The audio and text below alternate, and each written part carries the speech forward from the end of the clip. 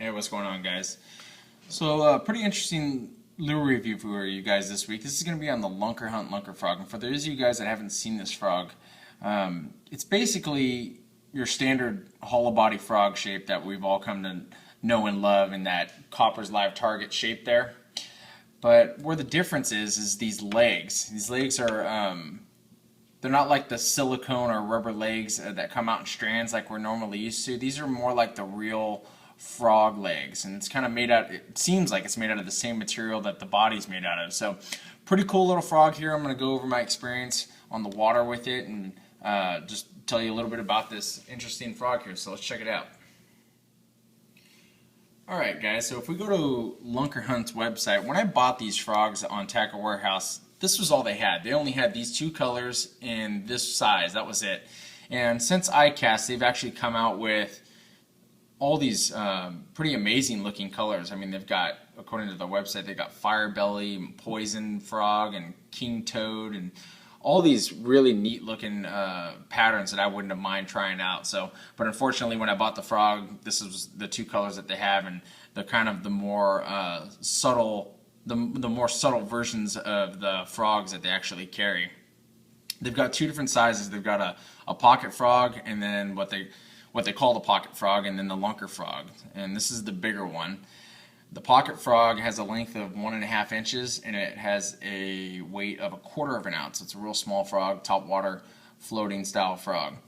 And then this one is the bigger one of the two, and it has a length of 2.5 inches and a weight of 1/2 ounce, top water floating style lure. And like I said to you guys before, it looks like this Copper's 55T, not the 65, because here's the 65. But the 55, which is the little brother of it. Now keep in mind that this one, they have the pocket frog, and then this one, the lunker frog. And the lunker frog is the bigger of the two in the Lunkerhunt series. And so, and it's as big as that 55T. And I'm here to tell you guys, it's the same mold, you guys. It's the same exact mold that we've seen in the Copper's Live Target, obviously right here. It's the same mold that we've seen in the, what is this one? I always forget the name. The Evolve Nervous Walker. Obviously this is the bigger, like the 65T. But it's all the same mold. I mean, let's take a good look at what they all look like here to give you guys a good idea of what this frog looks like. It's all the same mold. I mean, it doesn't just look like the Copper's Live Target.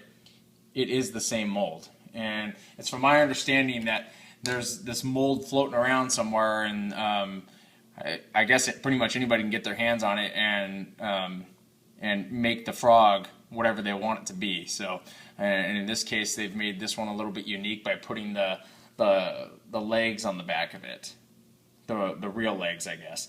The biggest concern for me with this frog was the durability of these legs. I mean, because pretty much what makes this frog unique and desirable, I guess. I mean, it's pretty inexpensive. It says $7.99 for the big one, and then $6.99. $6.99 to $7.99 is what it's saying. But anyway,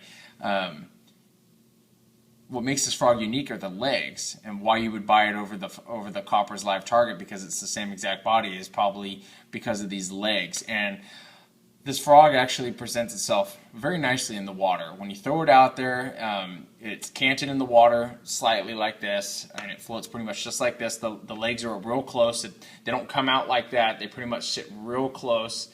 I would venture to guess that the legs have some buoyancy themselves, which is why they sit up close to the body when they're actually in the water.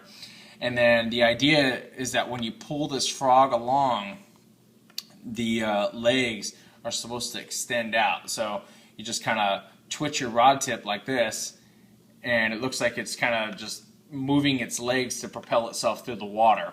Now, in a perfect world, that's how this thing would work. And I suppose that if you really got aggressive with the movement of this frog, you could actually do that. I don't think it's necessary to move it that hard, but the point that I'm trying to make is that these legs aren't as dynamic as they would like you to think, from my experience. The legs do move when you twitch it, but they only move just slightly like this. So, and I guess any movement that these legs have is going to be effective, but I just don't want you guys to think that with every twitch that these things are going to fully extend out like this, because it just doesn't happen. I mean, you would really have to get pretty aggressive with the frog. Now, there's a caveat to what I'm saying in the fact that I haven't owned the frog for very long. There's a possibility that maybe these legs will break in over time, and maybe they'll become more pliable and extend out. The reason why I'm telling you this is because that when I got this frog and I was looking at it on the internet, I was kind of expecting more dynamic movement in the legs, and it just wasn't there. They do move, but just not as much as I thought. But this frog does catch fish. I think that it, like I said, and I said it in the video that of me fishing with this, that it presents itself very, very well, just because when you look at it in the water, it looks like a real frog sitting there with those legs sitting there like that. And my experience this summer with all of my hollow body frog fishing and reviews that I've done has been to have the less is more, meaning that I'm trying not to move the frog as much to get strikes. And so I think that the legs moving way out here, not that big of a deal with my thought process, because I'm trying not to move the frog that much anyway. And the frog just sitting there probably gets you some strikes. Just twitching it along, making it look like it's injured or something, does a pretty decent job. The frog doesn't walk. Again, I don't think that's that big of a deal. I try to walk them for you guys just to see how they walk, because to some of you guys it's important. To me, it's not important if it walks. It doesn't walk that well, and I would guess it's because of the legs. The second part of it not walking well, my guess, is because this frog takes on water pretty good. I mean, it definitely takes on water. You're going to be emptying out the water out of the cavity of this frog probably about every cast, just squeezing a good amount of water out of there. If you leave it sitting in the water for too long, it's going to take on obviously more water. So, and that's probably the biggest complaint that I have with this frog.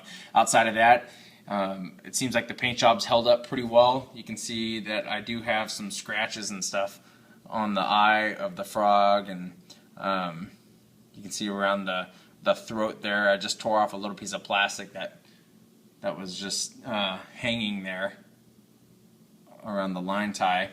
But for the most part, the frog's pretty much held up well. The weight's kind of got some chip paint on it and stuff, but again, not that big of a deal.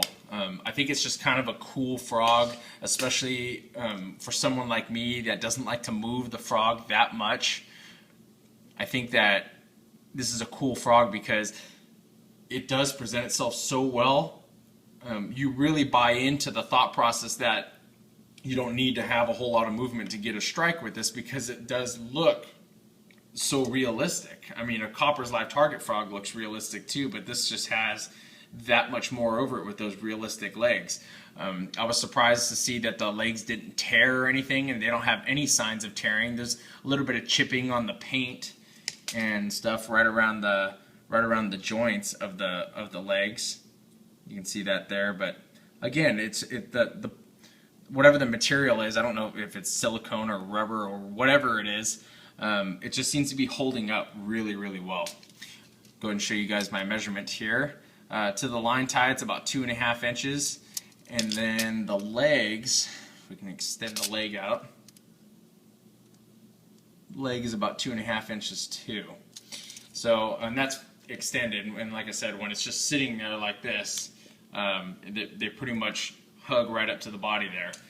So it's a pretty cool frog, but the only problem that I ran into was the fact that it was taking on water, and it just doesn't want to move in the same fashion as some of the other frogs that I've used. So it had just a small learning curve there where I had to kind of figure out the sweet spot of the frog and how it wanted to be moved.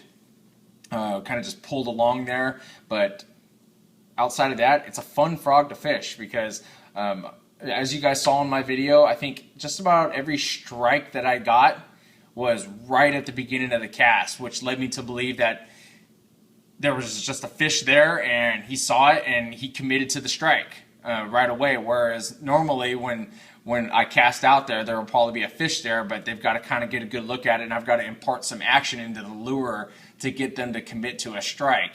So I kind of I have this thought process where this this frog, because of the strikes were so quick, it just looks that much more realistic to a bass. So again, that's my 2 cents, and you guys can take that with a grain of salt. So I'll go over the 2 colors that I have here. I believe this one's called Green Tea. Man, they've got some cool colors on here. Like I said, the Poison, the Fire Belly, those are some pretty cool looking colors. Texas Toad. But the colors I have, this one's called Green Tea, and it's pretty much just like your leopard style frog. This is the business end of the frog here, so it's just a white with a yellow throat. But on the top, it's got that green on it. I suppose when it's pulled through the water, these are going to kind of invert a little bit and maybe show the bass that little bit of the green that it has on there. But again, I don't think it's really going to matter much. So this one's called Green Tea.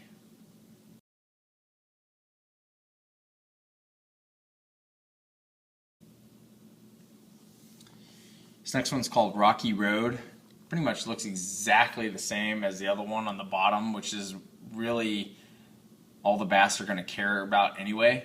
But on the top, it's just a little bit lighter of a profile. So you've got the kind of a speckled paint job on the top, and it's kind of a tan white and kind of a very, very light green head. So, and if you guys didn't notice already, it's got the LH for Lunkerhunt, just giving themselves a little bit of badging there. So this is Rocky Toad.